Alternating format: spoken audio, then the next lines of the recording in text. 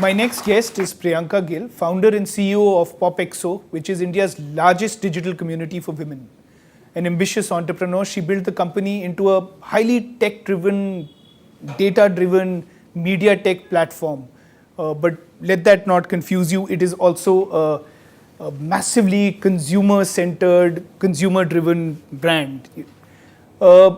The brand now drives over 200 million engagements every month, and all from 300. women. 300, as growing as we speak.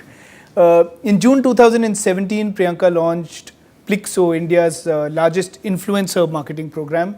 She's received several awards, including the FICCI Flowpar to Empower Award in 2018, and the Young Business Women Award at the CNBC Young Turks Conclave. Now you're at HT, congratulations. I see you've chosen to speak to us today about women-oriented e-commerce platforms. Is this the perfect moment or the perfect storm?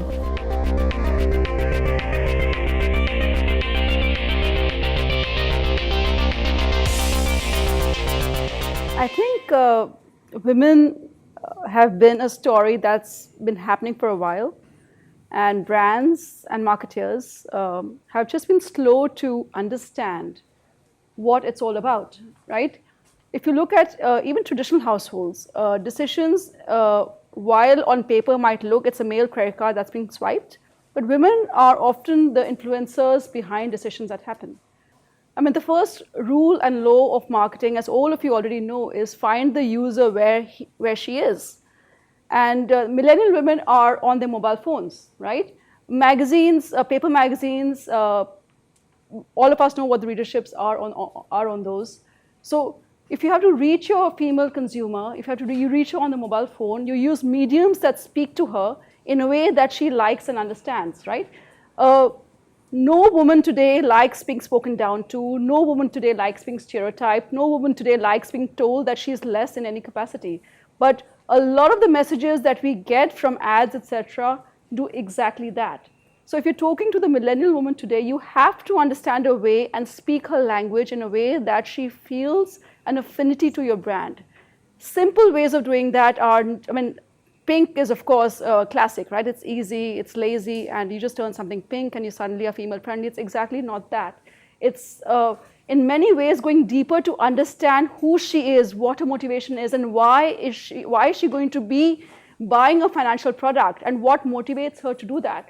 All those things have to come out by understanding where the female consumer lies. And that's where a lot of the data that we look at PopXO comes true. In a month, we will create 1,500 stories. We will create at least 100 videos every month. We put it out to the audience. We know exactly what they're consuming. Women ask and answer questions on our platform. We know what they're asking and answering in real time. All that data we pool together to understand what she's feeling and thinking at any given moment. That then informs the next batch of stories and the next batch of videos that we create. And that gives us the broad trends in what she's interested in. If a company like PopXO, which is just about coming to like 5 years this March, if we can do it at scale, where we are reaching 39 million women across platforms every month, I have a whole bunch of legacy brands and big brands with big budgets sitting in the room right now. They should definitely be able to do the same thing. This whole thing of women creating brands for women, and I know that your company is 68% women, mostly millennial women, and your leadership is 60% women. How much of that reflects in the brand? So, till we were 50 people in the company, we were 100% women. And then we added tech, e-commerce, a whole. Now we're 170 people in the company, and the sex ratio has changed a little bit more. But because the DNA of the company is female, it's a bunch of women who've kind of built the company, who started the company, the way that we run, the way that we think, that discounting that everyone just almost automatically and unconsciously does, even though they don't want to, that doesn't happen in PopXO. And the team of people creating the content, the team of people distributing the content are actually the users as well. So there's a deep connect with the people that we are with the women that we are trying to reach. And that hugely helps. I mean, at the risk of sounding awful, but I don't think a man could have built a company like PopXO. It takes kind of a team of women to do that. But I do have another question for you, which is, we often accuse the men for stereotyping women, particularly in marketing and ads. But do sometimes women also stereotype women, and is that something to be cautious about? I think all of us can do it at any given point in time, right? And especially in today's day and age, staying aware, staying conscious, and staying very aware of everything that we are saying and doing is important. And it's not to say that, oh my God, like, women are in the room, so let's just leave. It's not to say that. But Ritu kept saying that you guys are supposed to reflect what's happening in the real world.